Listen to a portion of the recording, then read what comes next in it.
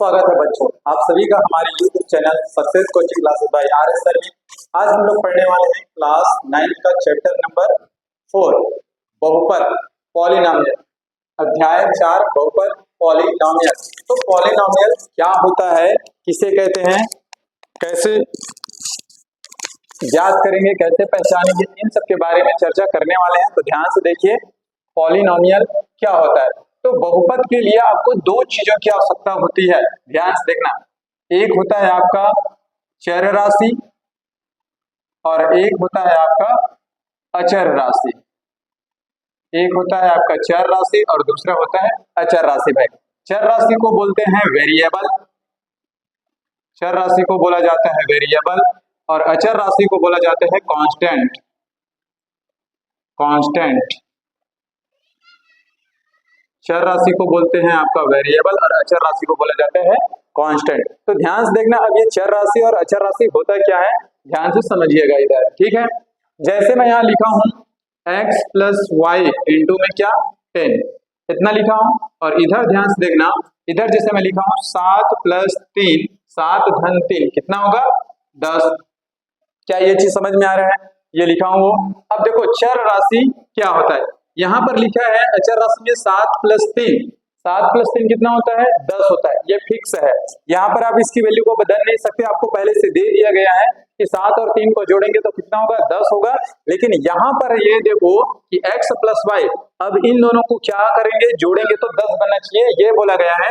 तो आपको यहाँ पर x और y की कोई भी वैल्यू रख सकते हैं और कितना बनाना है 10 बनाना है, लेकिन धनात्मक पूर्णांक संख्या रखना है, ये भी याद रखना है। तो अगर मान लीजिए मैं यहाँ पर 9 रखता हूँ तो y की जगह क्या रखूंगा 1, तो क्या आ जाएगा 10। अगर इधर मैं 8 रखता हूँ y की जगह 2 रखूंगा तो क्या आ जाएगा 10 आ जाएगा।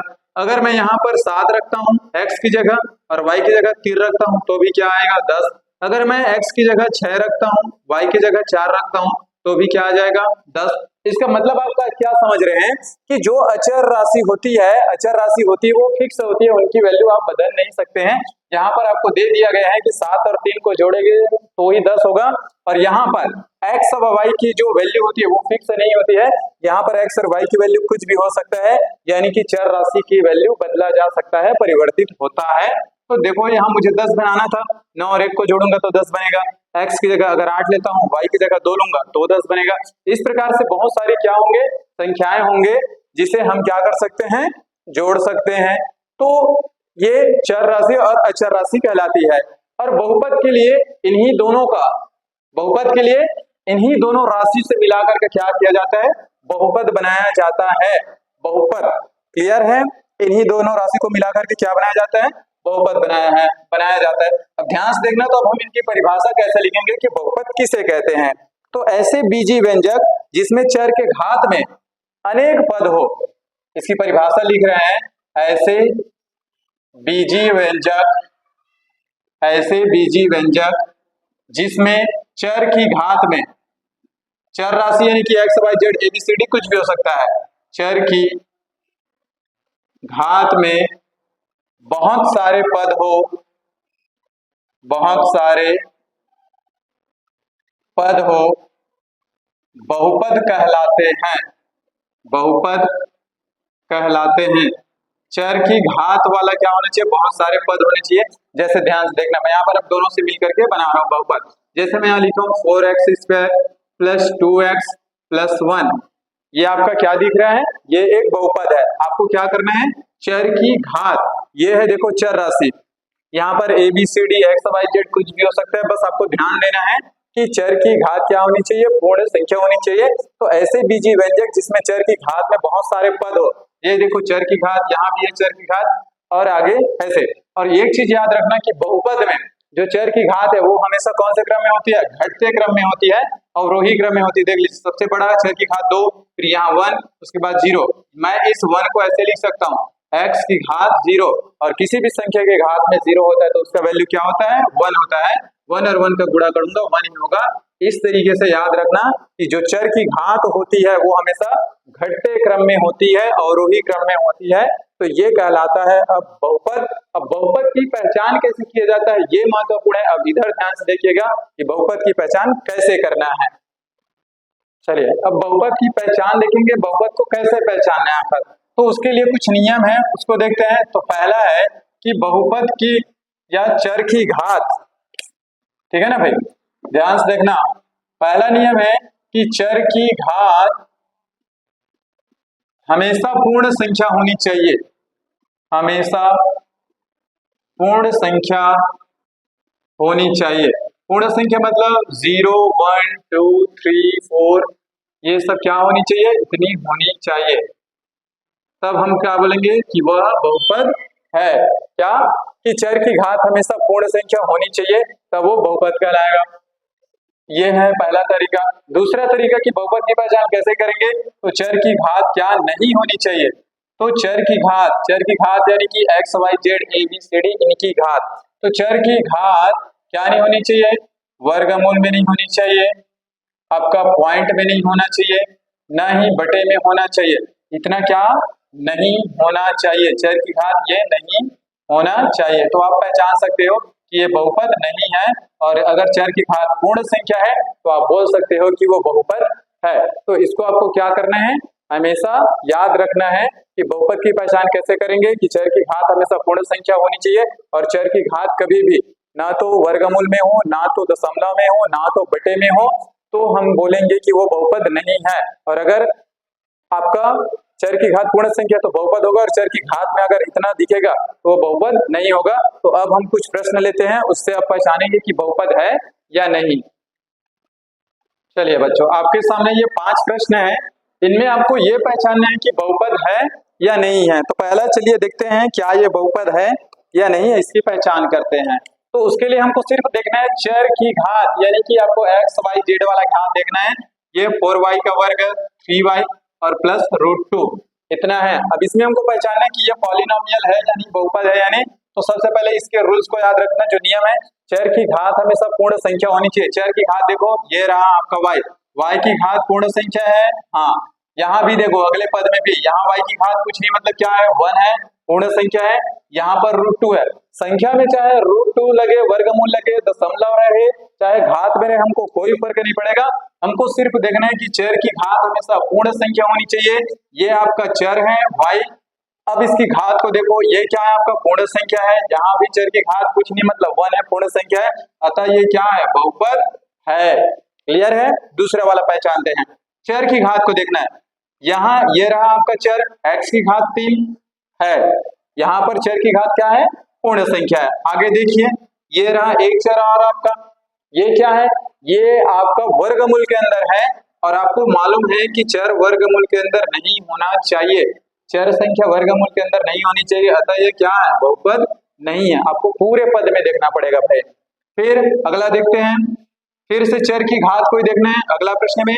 तो ये रहा चर की घात, ये तो यहाँ तो पूर्ण संख्या है आपका, लेकिन यहाँ पर चर की घात कैसा दिख रहा है, बटे में दिख रहा है, अतः ये भी क्या है, बहुपद नहीं है। समझ में आ रहा है, ध्यान से देखते जाइएगा। फिर यहाँ देखिए, ये रहा आपका चर की घात 2 है, पूर्ण संख्या तो है। आगे देखिए, ये रहा आपका चर, और ये वर्गमूल पूरे के साथ लगा हुआ है। किसके साथ लगा हुआ है, पूरे के साथ, यानी ये x के साथ भी है और चर के साथ है, यानी कि ये भी क्या होगा, बहुपद नहीं है। अगला वाला ध्यान से देखिए, ये 5x का वर्ग प्लस 2√x, तो ये तो आपका पूर्ण है, चर की घात पूर्ण संख्या है, लेकिन यहाँ चर की घात क्या है, चर क्या है, वर्गमूल के अंदर है, तो ये क्या होगा, ये भी बहुपद नहीं होगा। तो उम्मीद है आपको बहुपद पहचानने के लिए आ जाएगा। बहुपद की पहचान सिर्फ ये करना है, जो चर की घात है, यानी कि x y z a b c इनकी घात क्या होनी चाहिए, हमेशा पूर्ण संख्या होनी चाहिए। ए में से जो भी है संख्या होनी चाहिए, तभी वो बहुपद माने जाएगी, अन्यथा वो बहुपद नहीं माना जाएगा। अब मैं आपको कुछ और तरीके का प्रश्न दे रहा हूं, फिर आपको पहचानना है कि वो बहुपद है या नहीं। ठीक है बच्चों, इतना समझ में आ गया। चलिए, ये आपके सामने कुछ संख्याएं दी हुई है, करके देखे का सवाल है। इसमें हमें पता करना है कि इतने में 6 प्रश्न में कौन बहुपद है और कौन नहीं है। तो ये एस है भाई, क्या है, 5 मत समझना, एस है, s-3 क्या ये बहुपद है, आपको बताना है। तो बहुपद है, ध्यान से देखना, एक से अधिक पद है, बहुपद है, एक पद भी रहेगा तो भी बहुपद है। सिर्फ हमको ये चेक करना है कि वो चर की घात क्या है। तो ये रहा आपका चर, चर की घात कैसा दिख रहा है, 1 है, यानी कि चर की घात कैसी है, पूर्ण संख्या है, अतः ये क्या है, बहुपद है। बस चर की घात देखना है। इधर आ जाइए, ये रहा आपका चर दूसरा सवाल में। y की घात -3 है और चर की घात ऋणात्मक नहीं होनी चाहिए, इस बात का ख्याल रखना, हमेशा धनात्मक होनी चाहिए। तो ये आपका बहुपद नहीं होगा भाई। अगला देखते हैं p + 1/p, क्या ये बहुपद है? ये बहुपद नहीं है। क्यों? जब ये p ऊपर जाएगा पलट करके तो कैसे बनेगा? p + p जब ऊपर जाएगा तो p की घात -1 होगा, क्योंकि नीचे में घात 1 है, ऊपर जाएगा तो क्या हो जाएगा? -1, यानी कि चर की घात क्या आ गया? ऋणात्मक आ गया। तो ये भी आपका बहुपद नहीं है। अगला देखते हैं चौथा नंबर का, ax² + b, क्या ये बहुपद है? चर की घात देखना। तो इस बार ये a और b कोई संख्या होगा, आपको इसको देखना है। x², चर की घात कैसा है? 2 है, चर की घात पूर्ण संख्या, अतः ये क्या है? बहुपद है। अगला देखते हैं, चर की घात 1/2 है, हाफ है, यानी कि ये बहुपद नहीं है। तुरंत आपको पता चल जाना चाहिए। 5p का वर्ग p p, ये दोनों क्या है? पूर्ण। इसके जो चर की घात है, देखो पूर्ण संख्या, यहाँ भी पूर्ण संख्या है, अतः यह क्या है? बहुपद है। उम्मीद है अब आपको बहुपद पहचानने के लिए आ जाना चाहिए। अब चलो इसी में पदों की संख्या देख लेते हैं, कितने पद हैं। बहुपद में पदों की संख्या देखना है, तो मान लेते हैं पदों की संख्या यहाँ पर कितनी है? 1 और 2, तो इसको क्या हो जाएगा? द्विपद। कितने पद हैं? द्विपद। यहाँ पर कितने पद हैं? 1 पद। यहाँ पर कितने पद हैं? द्विपद। अगर पदों की संख्या पूछे कि कितने पद है, इसमें कितने पद है? द्विपद, 1 पद और 2 पद, द्विपद। ठीक है, इसमें भी कितने पद हैं? द्विपद है। अगर सिर्फ पदों की संख्या पूछे तब बताना है, और इसमें कितने पद है? 1 2 3, तो ये हो जाएगा आपका त्रिपद। इस तरीके से आप पदों की संख्या भी बता सकते हैं। ठीक है भाई, चलिए अब आपको इसमें पदों की संख्या बतानी है, कितने पद हैं। तो ध्यान से देखना, पदों की संख्या, पहला पद, दूसरा पद, तीसरा पद, तो इसमें पदों की संख्या कितनी है? 3। समझ में आ रहा होगा, ध्यान से देखिए।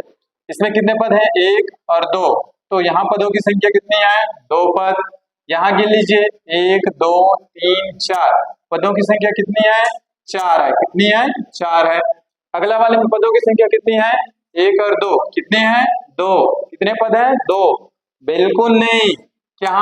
क्योंकि यहाँ पर जो चर राशि है वो दोनों सेम है, p और p, ये 2p और ये सिंगल p, दोनों मिलकर क्या हो जाएंगे? समान हो जाएंगे।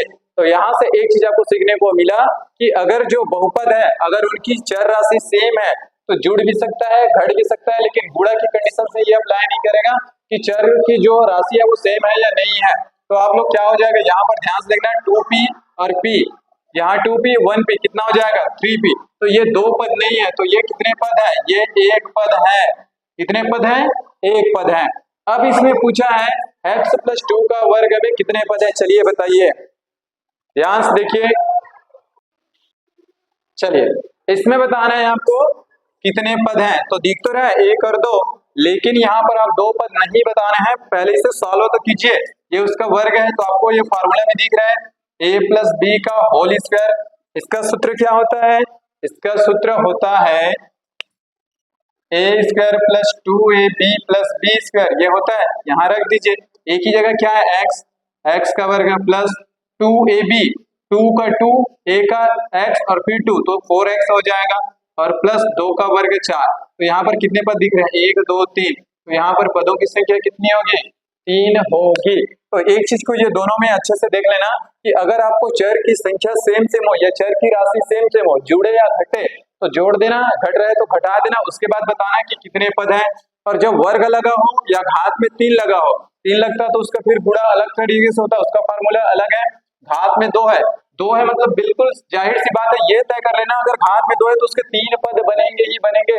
इसको याद रखना, कितने पद बनेंगे? 3 पद। और अगर घात में 3 है तो 4 पद बनेंगे, इस बात को याद रखना। अगर यहाँ घात में 3 होता, यहाँ घात में 3 होता तो यहाँ कितने पद हो जाते? कुछ ना कुछ और ऐड हो जाता, 4 पद ही प्राप्त होंगे। अगर घात 2 है तो 3 पद, घात 3 है तो 4 पद। बस आपको पूछेगा कितने पद है तो बिल्कुल घात देखकर बता देना, अगर घात 2 है तो 3 पद प्राप्त होंगे, और घात 3 है तो 4 पद प्राप्त होंगे। क्लियर है बच्चों यहाँ तक? चलिए बच्चों, इस प्रश्न में आपको यह पहचानना है कि कितने पद है, बस आपको दिखना है। यहाँ पर आपको कितने पद दिख रहे हैं? पहला प्रश्न में एक पद, तो यहाँ पदों की संख्या कितनी होगी? 1। अगले में कितना दिख रहा है? 1 और ये 2, तो यहाँ पर पदों की संख्या कितनी होगी? 2। इसमें देखिए पदों की संख्या कितनी है? 1 2 3, तो पदों की संख्या कितनी होगी? 3। यहाँ पर कितने पद दिख रहे हैं? 1। इसमें कितने पद हैं? 2। छठवें वाले में कितने? 2m + c में, इसमें भी पदों की संख्या 2 है। 1 2 3, इसमें पदों की संख्या कितनी है? इसमें पदों की संख्या कितनी है भाई? 3 है, तो यहाँ पर लिख दीजिएगा 3। इस प्रकार से आपको बताने हैं पदों की संख्या कितनी होगी, तो ये आप बिल्कुल देख लेना पद को कितने हैं, आप बता सकते हो पदों की संख्या 3 है 4 है, ये तो आपको दिख जाएगा। लेकिन अगर सेम आपकी जो चर है, चर की संख्या अगर समान है तो जुड़ेगा या तो घटेगा बिल्कुल, और गुणा की कंडीशन है तो गुणा भी हो जाएगा, इस बात को याद रखिएगा। ठीक है, चलिए बच्चों, अब हम सीखेंगे बहुपद की घात पहचानना, डिग्री ऑफ पॉलिनोमियल्स, कितना होता है बहुपद की घात। तो आपको सिर्फ यहाँ पर एक चीज का ख्याल रखना है, आपको देखना है अधिकतम घात, मैक्सिमम डिग्री।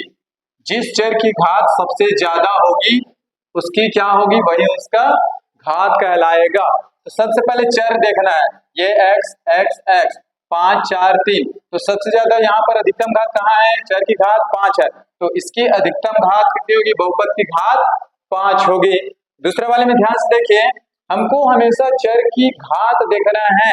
यहाँ x की घात 2, x की घात 7, यहाँ x की घात 1।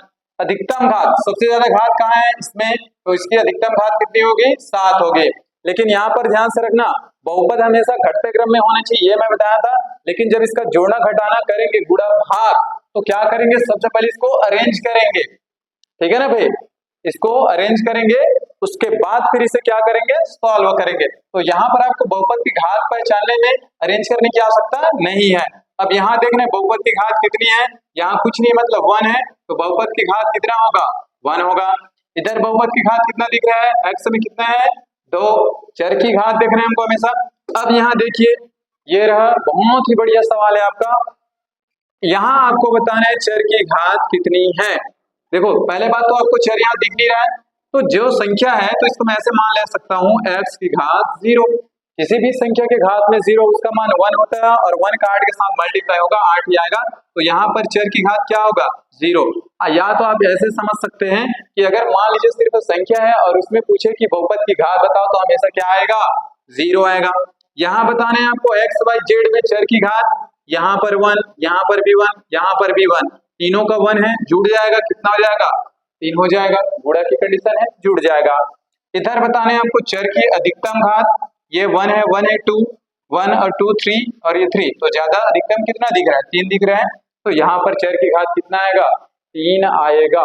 इस प्रकार से आपको अधिकतम घात देखकर बताना है कि कौन होगा बहुपद की घात। तो सबसे ज्यादा आपको अधिकतम घात, मैक्सिमम डिग्री देखा जाता है, इसको याद रखिएगा।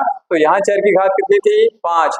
देख लेना x, यानी कि चर की घात x y z ABCD कुछ भी हो, उनमें आपको चर की अधिकतम घात देखना है। यहाँ 7 था, भले ही वो क्रम से क्यों ना लिखा हुआ हो, इसको हमको यहाँ पर इग्नोर करना है। ये 7 है, इसमें कुछ नहीं दिख रहा है, मतलब 1 है, यहाँ पर 2 है, और अगर संख्या बस हो तो समझ जाना वहां पर चर की घात में से क्या होगी? 0 होगी। उम्मीद है आपको बहुपद की घात पहचानना आ जाएगा कि अधिकतम घात कितने हैं, बहुपद पहचानने के लिए आ जाएगा। और 1 पद है, 2 पद है, 3 पद है, ये भी आपको पहचानने के लिए आ जाएगा। ठीक है बच्चों, नोट कर लीजिए इतना भाई। चलिए ध्यान से देखना, कुछ परिभाषाएं हैं, फिर इतना हो जाएगा तो फिर इसके बाद हम लोग एक्सरसाइज 1 कंप्लीट करेंगे। आज आपका एक्सरसाइज पूरा कंप्लीट हो जाएगा 1। तो रैखिक बहुपद, तो रैखिक बहुपद तो वह बहुपद जिसकी घात क्या होती है? 1 होती है। वह बहुपद जिसमें चर की घात, जिसमें चर की घात 1 होती है, रैखिक बहुपद कहलाती है। क्या होती है? वह बहुपद जिसमें चर की घात क्या होती है? 1 होती है, वो रैखिक बहुपद कहलाती है। एग्जाम्पल से समझना, जैसे मैं लिखा हूं 3x + 4, ठीक है ना भाई। तो यहाँ पर ध्यान से देखना, ये क्या कहलाएगा? रैखिक बहुपद। चर की घात देखना, ये आपका क्या है? वेरिएबल है, चर है, इसकी घात क्या है? 1 है, तो ये कौन सी बहुपद कहलाएगा? रैखिक बहुपद कहलाएगा। और कुछ उदाहरण ले सकते हैं, हमेशा चर की घात क्या होनी चाहिए? 1 होनी चाहिए। जैसे 2a + क्या 2 ले लेते हैं, तो यहाँ पर चर की घात क्या है 1, तब ये कौन सी बहुपद कहलाएगी, रैखिक बहुपद कहलाएगी। वह बहुपद जिसमें चर की घात क्या होती है 1 होती है, वो आपका रैखिक बहुपद कहलाता है। द्विघाती बहुपद किसे कहते हैं, तो यहाँ पर जो चर की घात क्या होनी चाहिए 2 होनी चाहिए। तो लिखेंगे वह बहुपद जिसमें, ठीक है ना भाई, चर की घात क्या होनी चाहिए, या बहुपद की घात बोल सकते हैं जिसमें चर की घात 2 होती है। अब चर की घात कितनी होनी चाहिए, नाम से स्पष्ट है द्विघाती बहुपद। आप अपने हिसाब से एग्जांपल लिख सकते हैं, जैसे मैं लिख रहा हूँ 2x² + 4x + 1, ये बहुपद है। ध्यान से देख लिए, चर की घात कितनी होनी चाहिए 2, तो वो कौन सी बहुपद कहलाएगी, द्विघाती बहुपद कहलाएगी। बस सिर्फ आपको देखना है चर की घात 2 होनी चाहिए। त्रिघाती बहुपद में क्या होगा, अब यहाँ नाम से स्पष्ट है, वह बहुपद जिसमें क्या होनी चाहिए, घात चर की 3 होनी चाहिए। वह बहुपद जिसमें चर की घात 3 होती है वो क्या कहलाती है, त्रिघाती बहुपद कहलाती है। बस घात क्या होनी चाहिए, आपको 3 देखना है। समझ में आ गया, 3x³ ये देखो चर की घात 3, फिर 4x² + 2x + 1। इस तरीके से आपको क्या करना है, आपको त्रिघाती बहुपद की पहचान करना है। घात क्या होनी चाहिए, अधिकतम घात 3 होनी चाहिए। द्विघाती बहुपद में घात 2 होनी चाहिए, और रैखिक बहुपद में आपका जो चर की घात है वो हमेशा 1 होनी चाहिए। बहुपद की घात हमेशा 1 होनी चाहिए। ये कहलाते हैं रैखिक बहुपद, द्विघाती बहुपद, त्रिघाती बहुपद।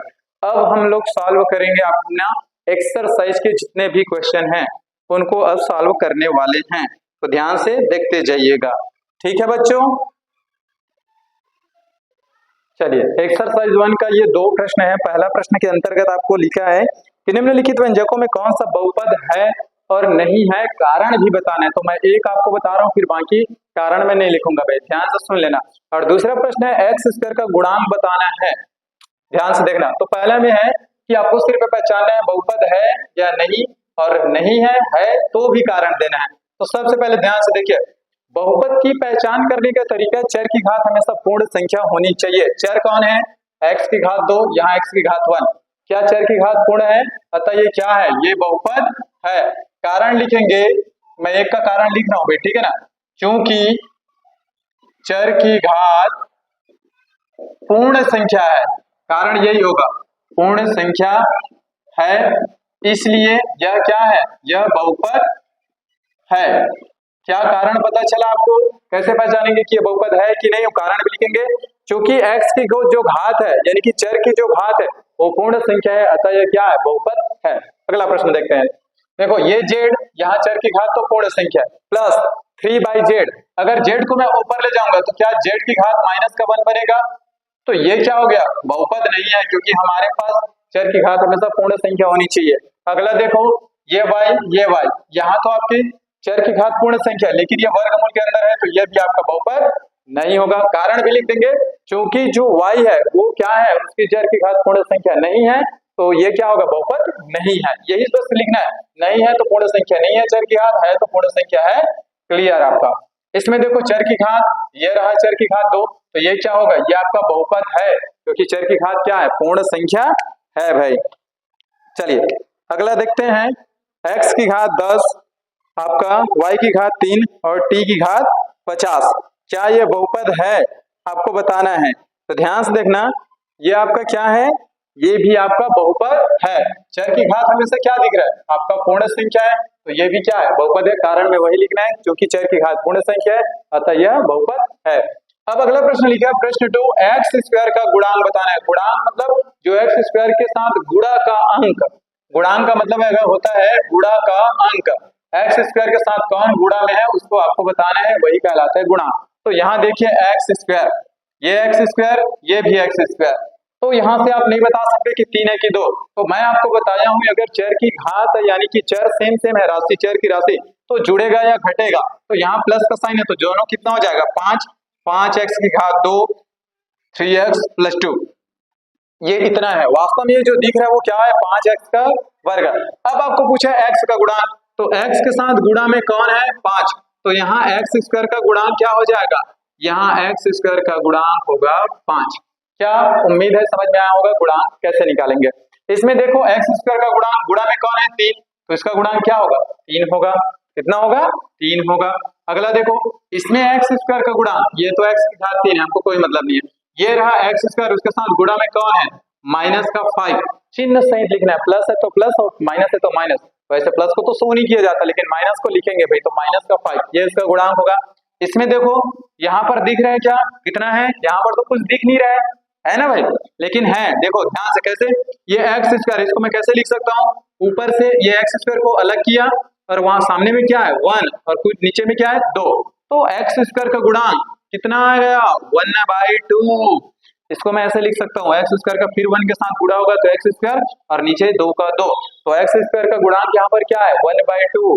ठीक है, आधा है। इसमें चलिए देखते हैं एक्स स्क्वायर का गुणांक, तो ये तो आपके सामने में 1/4। इस तरीके से आप क्या कर सकते हो? एक्स स्क्वायर के गुणांक आप पता कर सकते हैं। अब चलते हैं नेक्स्ट प्रश्न की ओर, प्रश्न नंबर 3। ठीक है बच्चों, इतना समझ में आ गया? चलिए अगला प्रश्न है, प्रश्न नंबर 3। निम्न बहुपद में x का गुणांक एवं अचर पद लिखिए। x का गुणांक भी बताने और साथ में अचर पद। तो x का गुणांक ये रहा x और उसके साथ गुणांक में कौन है? 1/5। तो ये आपका क्या हो जाएगा? गुणांक हो जाएगा। और अचर पद, तो ये अचर पद है, जो संख्या वाला होता है वो अचर पद कहलाता है। तो आपको यहाँ पर दो चीज पूछा गया है, एक तो x का गुणांक बताइए और अचर पद। तो x का गुणांक जो x के साथ गुणा में हो वो आपका x का गुणांक कहलाता है, और ये 5 क्या है आपका? अचर पद। इसमें देखिए x का गुणांक कौन है? √2। कितना है? √2। और यहाँ पर आपको अब बताना है अचर पद। तो अचर पद कितना दिख रहा है बताओ? सॉरी, इसमें मैं 7 को लिखना भूल गया हूँ, ठीक है ना भाई। तो यहाँ पर अचर पद कौन होगा? 7 होगा। क्लियर है? इसमें आपको बताना है किसका? x का गुणांक। तीसरा प्रश्न में x² + 2 है, यहाँ आपको x का गुणांक बताना है। तो चलिए बताइए क्या होगा x का गुणांक। अब ध्यान से देखना, इसको मैं कैसे लिख रहा हूँ? x तो मुझे दिख नहीं रहा है, तो आपको तो पता हो जाना चाहिए। इसको लिख कैसे सकते हैं? x², उसके बाद घात क्या आएगा? x, यानी कि 0 × x और ये +2। x नहीं था, लेकिन 0 के साथ मैं x को ऐड कर दिया, तो 0 और x का गुणा करूंगा तो 0 ही बनेगा। तो यहाँ अब x की घात क्या दिख रही है? सॉरी, x का गुणांक में क्या है? 0। तो ये क्या हो जाएगा? x का गुणांक 0, क्योंकि x नहीं है मतलब उसका गुणांक 0 है। तो ये बीच में ऐसे ऐड करते हैं, जोड़ना घटाना भी करेंगे तो जहां पर जो पद गायब रहेगा उस पद को हम ऐसे 0 × x करके लिखेंगे। मान लो यहाँ पर घात 3 होता तो ये पहले 2 आता फिर x आता, जो पद गायब रहेंगे उनको लिखना पड़ता है भाई। तो यहाँ पर ये x नहीं था और अचर पद पूछा है, तो अचर पद कौन है? 2 है, तो ये आपका क्या है? अचर पद है। उम्मीद है आपको समझ में आ गया होगा कि गुणांक और अचर पद कैसे निकालेंगे। अब अगला प्रश्न है, प्रश्न 4। निम्नलिखित में से प्रत्येक का एक उदाहरण दीजिए। मैं एक आपको करके दिखा रहा हूँ। घात 4 का द्विपदी बहुपद बनाना है। घात क्या होना चाहिए? 4 होना चाहिए, और पद कितने बनाने? 2। तो आप कुछ भी बना सकते हो, x की घात धन x की घात 4 धन 2। देखो घात कितनी होनी चाहिए? 4, पद कितने होने चाहिए? 2। और आप बना सकते हो 4x की घात 4, या यहाँ पर कुछ भी ले सकते हो 4y की घात 4 धन 1। घात क्या होनी चाहिए? 4, और आपको पद कितने होने चाहिए? 2। इस तरीके से आप बना सकते हैं। अगला लिखा है घात 6 का त्रिपद बहुपद। घात क्या होनी चाहिए? अधिकतम घात 6। मैं लिखता हूँ x की घात 6, उसके बाद लिख देता हूँ 4x की घात 5 और धन 1। बस पद कितने होने चाहिए? 3 पद, और अधिकतम घात कितनी होनी चाहिए? 6। इस तरीके से आप कुछ भी बना सकते हैं। तो उम्मीद है ये वाला सवाल तो आप लोगों से बन जाएगा। और अगला है घात 5 का एक पद। क्या होना चाहिए? घात 5 का एक पद बनाइए, तो आप कुछ भी बना सकते हो। x की घात 5 हो गया, एक ही पद है। और बना सकते हो अगला 2x की घात 5 एक पद, y की घात 5 एक पद। इस तरीके से आप क्या कर सकते हो? इन प्रश्नों को हल कर सकते हैं। अब अगला सवाल चलते हैं, प्रश्न नंबर 5वां। ध्यान से देखना भाई, एक प्रश्न और बचा है, फिर आपका ये एक्सरसाइज 1 कंप्लीट हो जाएगा। प्रश्न 5वां में लिखा है निम्नलिखित बहुपदों में प्रत्येक की घात बस लिखिए। क्या लिखना है? घात लिखना है। तो पहला प्रश्न है आपका x की घात 3 - 6x² + x + 1। इसमें आपको क्या करना है? बहुपद की घात लिखना है। तो अधिकतम घात बता सकते हो कितनी? अधिकतम घात 3। ये रहा आपका आंसर। सिर्फ हमको क्या देखना है? अधिकतम घात बताना है। तो चर की अधिकतम घात कितनी है? 3। दूसरा प्रश्न है आपका, देख लीजिए, यहीं से दिख रहा है आपको y की घात 9। चलो मैं लिख देता हूँ, y की घात 9 - 3y की घात 7 + 3/2 y की घात 2 धन 4। इसमें अधिकतम घात कितना है? फट से बताओ, मैं लिख रहा हूँ तब तक। अगला है 3 y की घात 3z, इसमें बताना है आपको। अगला है आपका x square y minus 2x plus 1, इसमें अधिकतम घात बताना है। अगला है आपका 5t माइनस रूट 11, इसमें अधिकतम घात बताना है। और अगला है आपका 7, इसमें अधिकतम घात बताना है। चलिए बताइए आप, दूसरा नंबर में चर की अधिकतम घात कितनी है? आपको दिख रहा है घात कितना है? 9। यहाँ पर कितना हो जाएगा? अधिकतम घात 9। यहाँ पर कितना दिख रहा है अधिकतम घात? चलिए बताइए तीसरा में, ध्यान से देख के बताइए। y के साथ ये z गुणा में भाई, यहाँ का 3 यहाँ का 1, कितना हो जाएगा? अधिकतम घात 4 हो जाएगा। अगला वाले में बताओ, चौथा में कितना दिख रहा है? x स्क्वायर y और ये 2x, प्रश्न में y नहीं है शायद, एक मिनट, हाँ y है, सॉरी है। चलिए बताइए, तो इसमें कितना आएगा? जल्दी से बताइए। तो यहाँ पर कितना है? 2 और 1 3, तो यहाँ पर चर की अधिकतम घात कितनी हो जाएगी? 3 हो जाएगी। फिर इसमें बताइए 5t में चर की घात कितना है? 1, और इसमें कितना है? चर की घात 0। आपको बताया तो संख्या होगा तो वहां पर चर की घात क्या होगी? 0 होगी। इस तरीके से आप क्या कर सकते हैं? चर की घात बता सकते हैं। अब बच गया आपका लास्ट प्रश्न, 6वां प्रश्न। भाई ध्यान से देखना, इसमें क्या पूछा है। अब मैं सिर्फ आपको क्या कर रहा हूँ, प्रश्न नहीं लिख रहा हूं इस बार, आप लोग बुक से ध्यान से देखना। यहाँ पर जो पूछा है उसके बारे बस में लिखना है कि निम्नलिखित बहुपदों में अचर पद छांटिए, रैखिक द्विघाती एवं त्रिघाती बहुपदों को छांटिए। ध्यान से देखना, किसको किसको छांटना है? एक आपको रैखिक बहुपद छांटना है, और मैं आपको बताया रैखिक बहुपद क्या होती है, जिसकी चर की घात क्या होती है? 1। और आपको बताने द्विघाती बहुपद, द्विघाती बहुपद, ध्यान से समझना। फिर तीसरा बताने आपको त्रिघाती बहुपद, त्रिघाती बहुपद, और आपको बताना है अचर पद।